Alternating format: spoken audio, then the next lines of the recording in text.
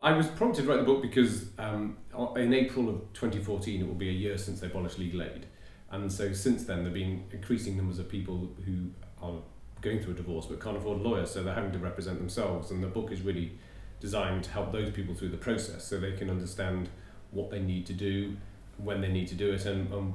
perhaps more importantly what their spouse's law might be trying to do to them. You can go through the whole process without using a lawyer. Either you can't afford a lawyer, or you choose not to. So the book is designed to help people, even if they have got a lawyer, to do the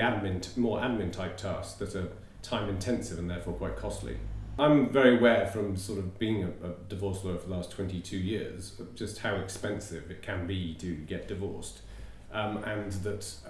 paying by the hour it's fine if you've got millions of pounds, but if you're someone on average income, can be very difficult to sustain that. So we were the first firm in the country to offer fixed fees from sort of beginning of the case to the end. Because if you potentially people don't really understand how much they might end up spending if they're paying by the hour. On average sort of case, people with median incomes, they could easily spend between £6,000 and £12,000 if it's relatively straightforward on legal fees, and if it's complicated, anything up to £30,000 on legal fees. Because of a large number of quite well publicised cases where the legal fees have got completely out of control, there is a lot of awareness amongst the higher judiciary, and